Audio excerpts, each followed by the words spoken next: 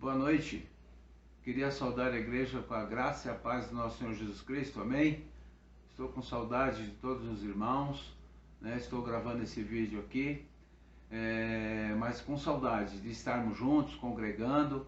Mas nesse momento de pandemia aí, nós estamos tendo os nossos cultos online, né? Eu creio assim que tem abençoado a igreja, abençoado a muitos, né? A gente sabe que é um momento difícil. Nós temos muitos irmãos queridos que estão morando com o Senhor agora devido a essa doença, devido a esse vírus, mas eu creio assim que nós devemos estar firmes no Senhor, né? A própria palavra fala: quero trazer à memória aquilo que me traz esperança. A nossa esperança é Jesus Cristo. Jesus Cristo também fala que no mundo tereis aflições, mas tende bom ânimo, porque eu venci o mundo. Então nós somos vitoriosos em Cristo Jesus. Eu gostaria de deixar um versículo com a igreja, que está em Salmo 91, versículo 7. Caiam 1000 ao teu lado e 10.000 à tua direita, e tu não serás abalado. Nós sabemos que os anjos do Senhor acampam ao nosso redor, nos livrando, nos protegendo, né? Então, assim, que os irmãos estejam focados na palavra, focados na oração, focados em Jesus Cristo, porque Ele é o único que pode nos livrar, Ele é o único que pode estar junto de nós nessas horas mais difíceis. Nós estamos vendo na mídia aí o que tem acontecido, e eu creio, irmãos, que nós devemos estar firmes no Senhor, porque eu creio que está perto a vinda do Senhor. Então, assim, nós temos que ter certeza daquilo que Jesus Cristo é na nossa vida e para onde nós vamos, né, quando nós chegarmos a fechar os nossos olhos. Vamos estar nos encontrando com o Senhor. Então, assim, eu vou orar agora pela igreja. Tenho saudade de todos os irmãos. Gostaria que os irmãos também estivessem orando. Nós temos muitos irmãos que estão enfermos, muitos irmãos que estão aí lutando contra esse vírus, mas eu creio que o Senhor está conosco em todos esses momentos. Vamos orar? Pai querido, nós queremos agradecer ao Senhor por essa noite. Queremos agradecer ao Pai porque o Senhor é um Deus conosco, um Deus presente nas nossas vidas, ó Pai. Obrigado por o Senhor ter dado o seu Filho para morrer em nosso lugar, ó Pai. Eu sei que foi pago um alto preço, ó Pai, né? E nós queremos agradecer ao Senhor, ó Pai, porque o Senhor tem nos livrado de tantas coisas ruins, mas muitas vezes nós só queremos pedir, ó Pai. Nós queremos agradecer ao Senhor, porque o Senhor tem cuidado de nós. Que nós possamos estar firmes na fé, firmes na esperança, firmes no Senhor, ó Pai. Que nós possamos ter certeza, Senhor, que Jesus Cristo é o nosso único e suficiente Salvador das nossas vidas, ó Pai. Fica conosco, que a sua igreja permaneça firme, ó Pai, que logo, Pai, nós estaremos juntos. Fica com cada um, fica com o pastor, com os presbíteros, com os diáconos, com cada irmão da nossa igreja, ó Pai, que tem passado esse momento tão difícil da pandemia. Fica com os irmãos, as irmãs que têm saído para trabalhar, ó Pai. Põe a tua mão de poder, nos protegendo e nos livrando, ó Pai, como o Senhor já tem feito, ó Pai. Fica com todos nós, que possamos ter um culto abençoado na tua presença, que nós possamos refletir, ó Pai, tudo aquilo que o Senhor deixou na Bíblia, ó Pai, para que nós possamos vivenciar, ó Pai, crescer a cada dia. Muito obrigado por tudo, eu te agradeço em nome de Jesus. Amém.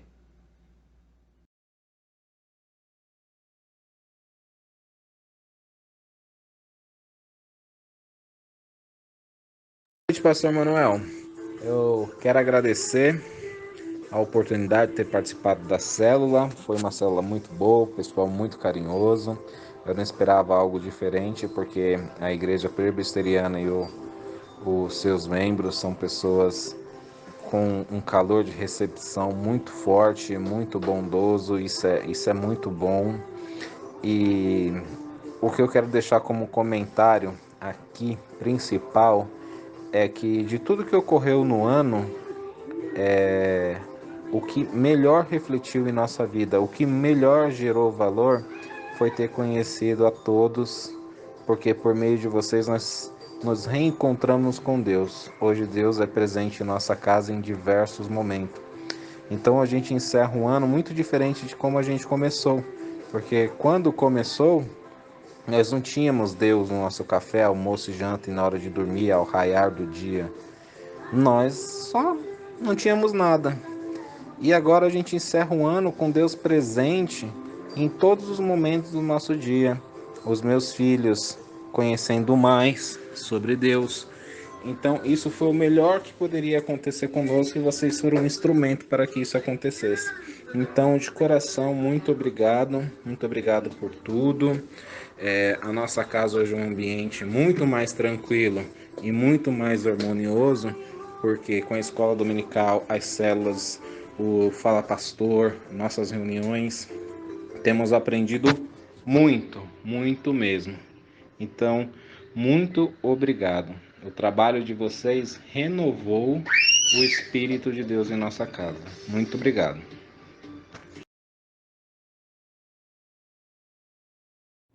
Graça e paz. A carta de Paulo aos Filipenses vai nos trazer verdades preciosas. E dando continuidade, eu quero trabalhar a sequência do texto no capítulo 4, que nos diz a seguinte verdade. Portanto, meus irmãos, amados, muito saudosos, minha alegria e coroa, sim, amados, permanecei deste modo firmes no Senhor. No domingo passado nós trabalhamos um pouco sobre quais são as posturas que nós devemos adotar para construirmos uma história de firmeza na face da terra. Eu quero lembrar você o contexto deste texto. Lembra que eu trabalhei?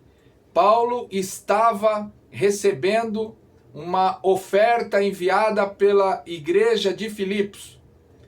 O irmão destinatário que deveria levar aquela oferta ao destinatário, Paulo, entrega esta oferta a Paulo e relata as dificuldades e as batalhas que aquela igreja estava sofrendo e tendo que superar. Quais eram as grandes dificuldades que aquela igreja enfrentava ali naquele local, pastor? Eles tinham que enfrentar a hostilidade pagã por não se dobrarem ao culto ao imperador, por não se dobrarem às leis e às ordens do império, que afrontavam a fé cristã. Eles sofriam uma dura perseguição. E isto poderia provocar em muitos a instabilidade, a descontinuidade, o abandono. Por isso Paulo vira para eles e depois do relato daquele irmão escreve: permaneça firme.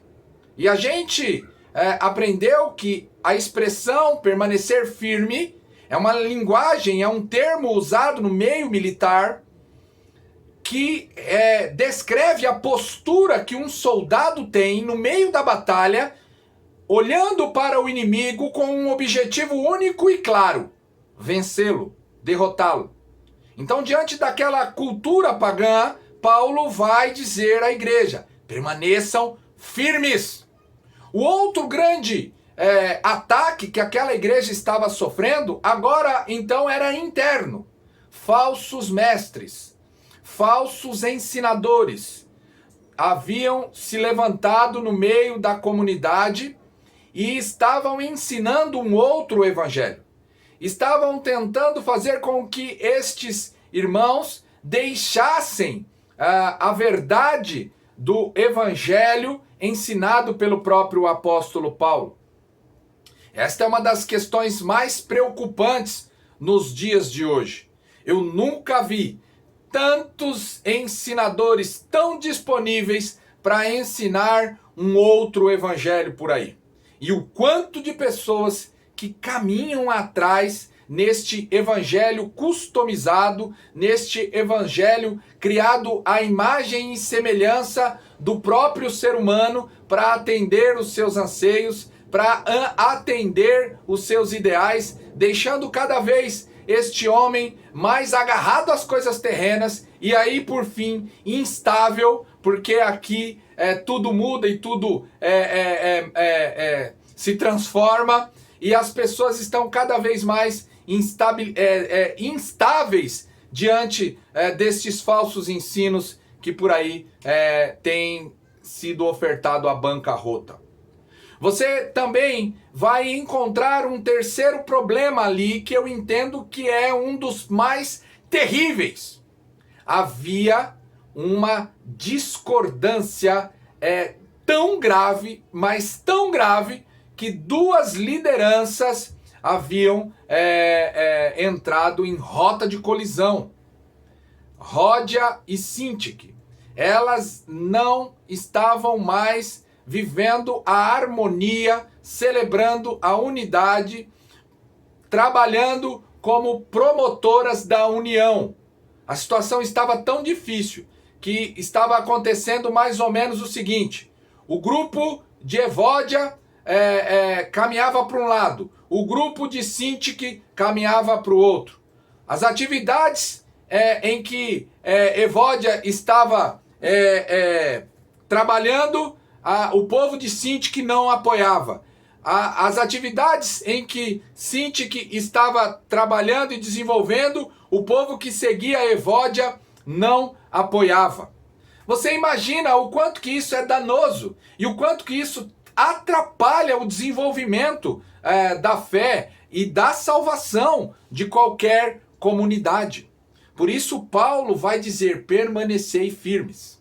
E no domingo passado nós aprendemos que a primeira postura que nos ajudará a termos uma firmeza nas nossas vidas, nas nossas histórias, é celebrar a harmonia no lugar da discórdia. Nós aprendemos que para construirmos esta história de firmeza, de constância, nós precisamos repudiar a discórdia. Nós precisamos repudiar o espírito de partidarismo. Nós precisamos repudiar a facção, o desejo de estar faccionado. Nós não podemos. E é verdade, quantas e quantas histórias de pessoas nós podemos citar de que resolveram levantar a bandeira de seguir o grupo A, de seguir o líder B, de seguir o líder C, e hoje encontram-se pessoas amarguradíssimas, pessoas que se não estão fora da igreja, estão distantes dos ideais, se não estão afastadas da comunhão, podemos assim dizer, do corpo, vivem muitas vezes como entes estranhos dentro de uma comunidade. Isto gera instabilidade, por isso nós devemos abandonar. A primeira postura então foi abandonar a discórdia e celebrar a união, celebrar a harmonia. Mas Paulo vai nos apresentar mais duas posturas que eu quero trabalhar com você nesta oportunidade, que promove a firmeza, que promove a firmeza. Ele vai dizer no versículo 4 a seguinte verdade: depois de rogar a Evódia e a Sintique e ao fiel companheiro que ajudassem-nas neste sentido, de terem uma vida de união, ele vai falar no versículo 4: alegrai-vos sempre no Senhor. Outra vez vos digo, outra vez digo, alegrai-vos. A segunda postura que nós precisamos ter para desenvolvermos uma história de firmeza, de constância e de perseverança é adotarmos a postura da alegria no lugar da tristeza. Da alegria no lugar da tristeza. Eu quero dizer aqui para você que diversos estudiosos apontam que a saúde emocional está profundamente ligada com o bem-estar físico. Ou seja, pessoas felizes ficam menos doentes, se sentem mais saudáveis do que aquelas que nutrem emoções negativas, pensamentos para baixo. Há uma importância de ser feliz na infância, não é verdade? Porque pessoas que são felizes na infância aumentam cada vez mais a chance de serem pessoas, adultos mais saudáveis. Porém, se você não teve esta oportunidade, ou se a sua vida foi marcada por dores, ou até então, nos dias de hoje, você vem sofrendo do seu temperamento, sofrendo na sua vida por conta de um desejo de estar sempre para baixo, estar sempre puxado para baixo. Eu quero nessa oportunidade apresentar para você a verdade escrita neste texto. Alegrai-vos sempre no Senhor. Outra vez vos digo, alegrai-vos. Esta postura é importante para você construir uma história de estabilidade. A imersão na profunda tristeza oblitera, ofusca, desestabiliza o ser humano. Ele perde a base para poder vencer.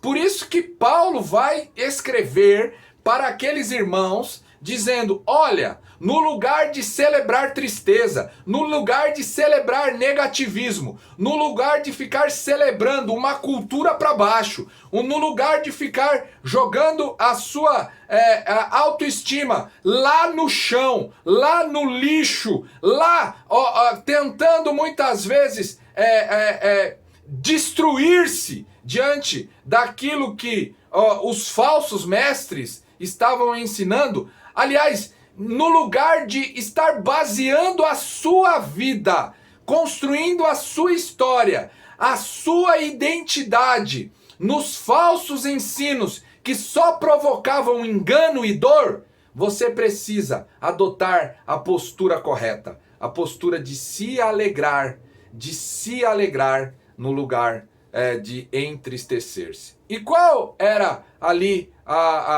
o ensino a respeito da alegria? Primeiro, eu quero explicar para você o que vem então a ser o tema da alegria. Porque há uma grande confusão em relação a isso. Parece que os cristãos não podem ser alegres.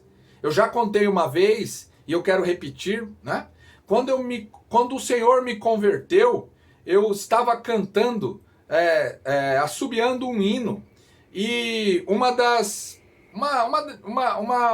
uma irmã na faculdade virou e falou assim, que isso? Como é que pode? Você assobiando hino? Você acha que está certo? Eu falei, está certo. Depois que eu encontrei Cristo, hoje eu tenho mais de 1000 razões para estar alegre.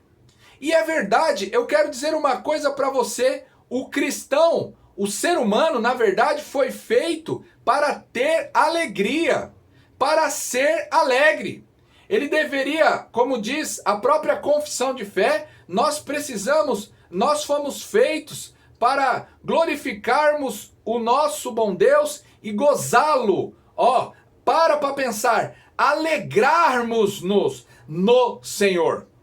A alegria, um dos grandes segredos para a vitória do cristão na face da terra é ter como fonte de alegria aquilo que não é passageiro, mas sim aquilo que é vindo do próprio Eterno.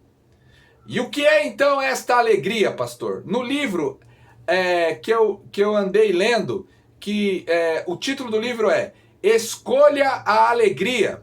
A autora define o termo alegria de uma maneira bem interessante. Ela diz, a alegria é a firme certeza de que Deus está no controle de todos os detalhes da minha vida.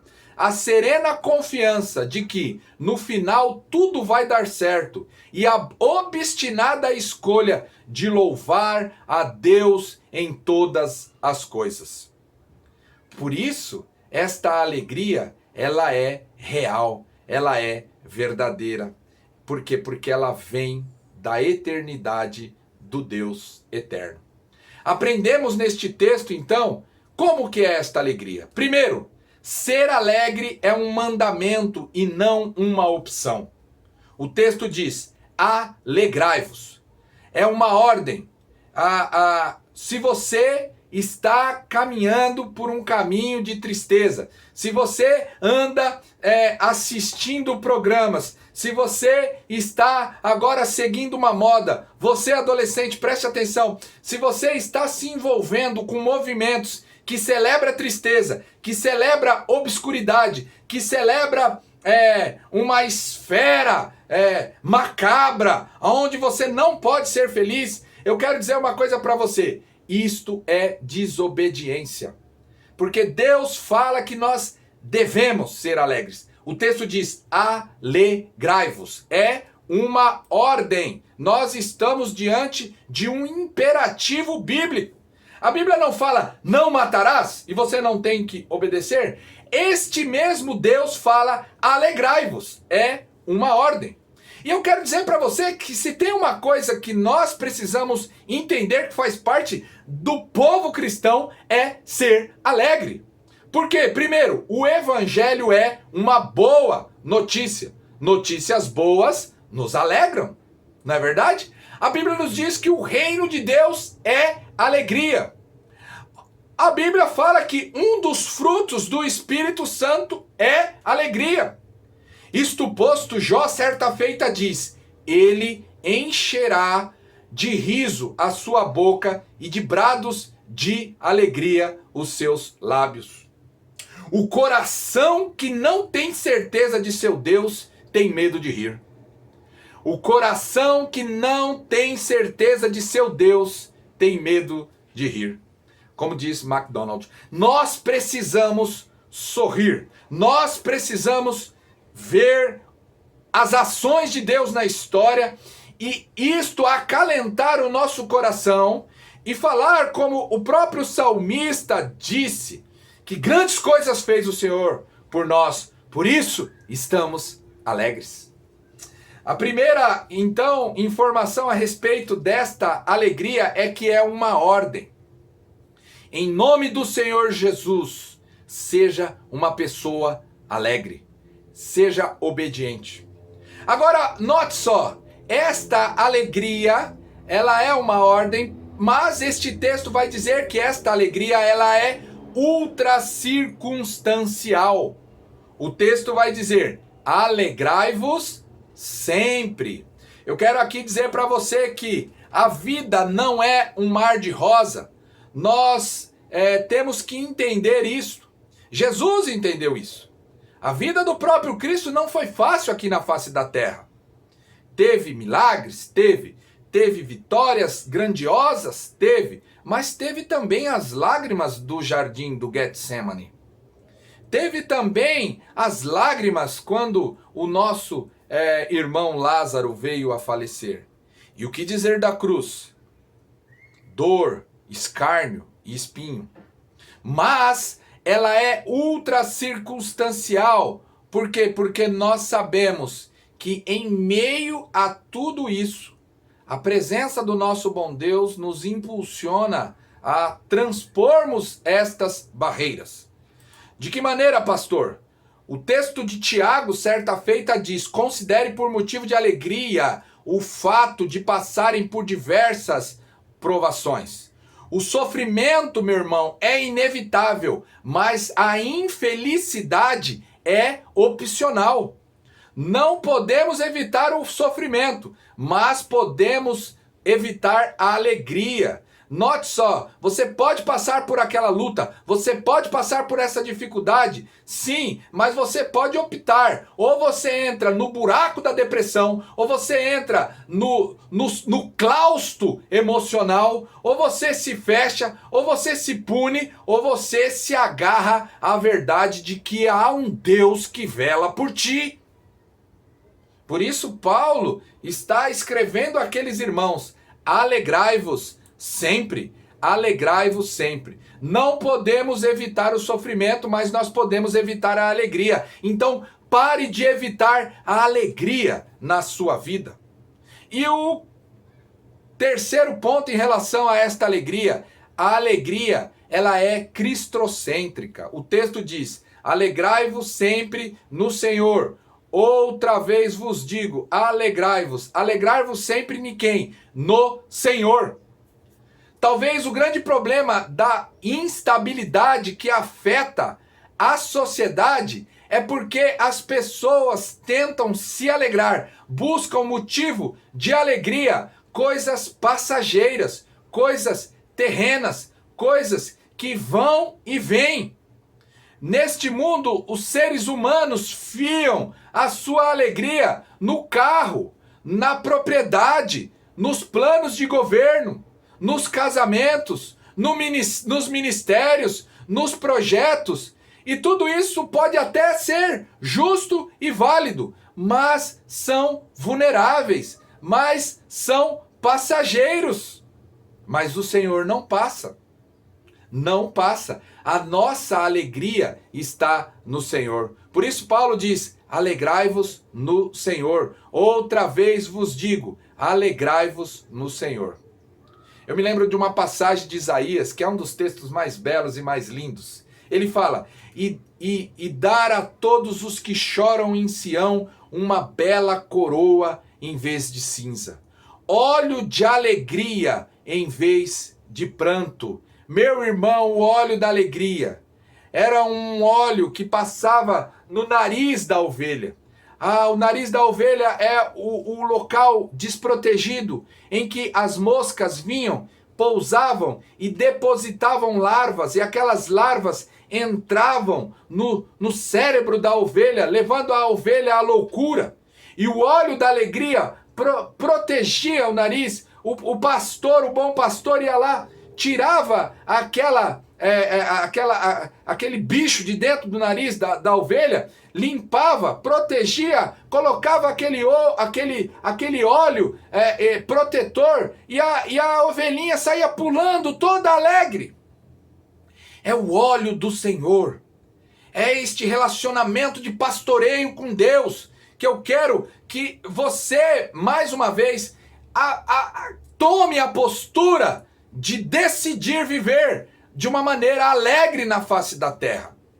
Para quê? Para que o texto diz, o óleo da alegria ao invés de pranto, e um manto de louvor em vez de um espírito deprimido. Para quê, meus irmãos? Para que eles venham ser chamados carvalhos de justiças, plantio do Senhor para a manifestação da glória. Isaías 61.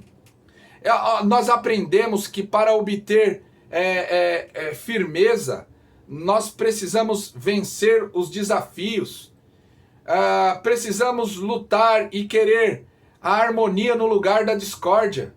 Mas esse texto vai falar que nós temos que desejar, anelar, construir a nossa vida em cima da alegria, mas a alegria do Senhor, que é a nossa força. A alegria do Senhor é a nossa força. A alegria do Senhor vai nos dinamizar, vai nos dar poder para vencer, para romper. Pastor, eu fui criado dentro de uma casa de tristeza, de uma história de dor, de uma história de palavras que só me levavam para baixo. Tudo bem, eu não quero desconsiderar esta verdade, mas hoje a própria palavra do bom Deus vem dizer: se a sua história lá atrás foi uma história de tristeza, de dor, de decepção, de mãe que te maltratou, de pai que te abandonou, de namorado que não fez o que deveria, de marido que foi um traço, de esposa que foi uma desgraça, hoje você recebe a palavra da parte de Deus que você tem que se alegrar, que você tem que rebuminar, que você tem que se fortalecer na alegria que vem do Senhor. A alegria do Senhor é cristocêntrica. A nossa alegria tem nome e ela se chama Jesus. A sua alegria tem nome e ela se chama Jesus. A terceira postura que nós encontramos que provoca, que promove a firmeza bíblica, segundo este texto, é a moderação. O apóstolo Paulo diz: seja a vossa moderação conhecida de todos os homens. Perto está o Senhor. Os comentaristas não encontraram uma palavra que, ao ser traduzida, expressasse o real sentido do termo grego que Paulo usou ali. Aristóteles, usando este termo, disse o seguinte, que a palavra ali, epiikeia, seria aquilo que não é apenas justo. Olha só que coisa interessante. Não, aquilo que não é apenas justo, mas melhor do que a justiça. Tem um estudioso por nome de Barclay que disse o seguinte, que o homem que tem esta moderação é aquele que sabe quando não deve aplicar a letra estrita da lei, quando deve deixar a justiça e introduzir a misericórdia. Eu gosto muito de olhar para o contexto bíblico para chegar à ideia daquilo que é a moderação. Eu vejo aqui, na verdade, um dos frutos do próprio Espírito Santo, o domínio próprio. A moderação traz a ideia do controle do nosso temperamento. Ser uma pessoa descontrolada, ser uma pessoa destemperada, é uma pessoa que não tem moderação. Ela não sabe aplicar. Ela não sabe tomar as decisões de uma forma que promova a equidade. Eu vou pegar o exemplo aqui da culinária. Uma comida, se ela é muito salgada, ela é ruim demais. Se é uma comida sem sal, é péssima, é horrível. Pastor, o que isso teria então a ver? Nós estamos falando de firmeza bíblica, o senhor vem falar de moderação. Eu quero fazer uma pergunta. Você já viu algum desequilibrado ter firmeza? Você já viu uma pessoa que não tem controle dos seus temperamentos construir uma história de estabilidade nos seus relacionamentos, na sua história profissional? É muito difícil. Se acontece, é muito raro. Mas, no geral, pessoas que não são moderadas não são perseverantes. Pessoas que não são moderadas não são equilibradas. Por isso, Paulo vai dizer que para aqueles irmãos ali construírem uma história de firmeza, para romper diante das batalhas da vida, as pessoas em volta deveriam olhar e ver a moderação. A moderação. Eu fico pensando que as pessoas que estão mais próximas de mim são a minha família, minha esposa, os meus filhos. E eles devem ser os primeiros que encontram em mim a moderação. E os demais também. O cristão precisa ser moderado. Pastor, o que é que o senhor está querendo dizer? Nós precisamos tomar cuidado. Moderação nas nossas atitudes, moderação nas nossas palavras. Às vezes a gente quer matar um mosquito e a gente usa um canhão. Precisa ter equilíbrio nas coisas. Às vezes você está com o seu filho tratando de um problema tão simples, mas está trabalhando como se ele fosse um bandido, como se ele fosse um marginal. Não é isso? Às vezes, a sua filha, o seu filho, precisam de uma palavra, sim, dura, enérgica, é verdade, eu não tenho dúvida, isso faz parte da construção, até porque nós não estamos criando bananas, mas nós também temos que ver se nós não estamos passando um pouco da conta. Por isso é muito importante, às vezes, e eu faço muito isso aqui em casa, às vezes a gente dá uma palavra, é importante ouvir o que a esposa tem a dizer. Às vezes a esposa dá uma palavra, é importante ter o marido do lado para equilibrar o negócio. Não é para celebrar o errado, mas é para agir de uma forma moderada. Moderada. Ter cuidado, ter equilíbrio nas decisões. Porque se você ficar continuando, literalmente, tratando tudo à base do ferro e do fogo, você vai botar tudo a perder. Tem gente que parece que tem um pé de elefante. O assunto é para tratar com delicadeza, chega descendo o pé de elefante no negócio. Isso não tem jeito, isso não resolve, isso não ajuda, isso não promove a estabilidade, isso vai promover instabilidade, isso vai promover desequilíbrio. E aí, aquilo que você tanto deseja, quer promover, quer construir uma história de perseverança, você põe tudo a perder. O apóstolo Paulo, então, está dizendo àqueles irmãos, tomem cuidado. Olha, sejam moderados. E que as pessoas à tua volta vejam isso. Que as pessoas à tua volta Percebam isso. Que as pessoas à tua volta testemunhem isso. Você às vezes tá no 880. Não, comigo é no 880. Pô, para com isso. Não é 8 e nem 80. Para com isso. O cristão, ele tem a Bíblia como regra de fé. O único número são os números da Escritura, os livros que são apresentados, e você aprende na Escritura que o bom senso, o equilíbrio é aquilo que o cristão deve sempre buscar. Moderação. Cristo deu um dos maiores exemplos. Pegar a mulher, pedra nela, a lei diz isso, a lei diz isso. Cristo usou a misericórdia, a moderação para resolver a situação. E qual é o motivo que impulsiona a gente a ser moderado? Aí é que está o detalhe. É aí que eu amo a palavra desse bom Deus. Porque o que mais me impulsiona a ser moderado não é a presença da minha esposa, não é a presença do pastor, não é a presença dos amigos, não é a presença dos vizinhos. Não, não. O texto diz: perto está o Senhor. Perto está o Senhor.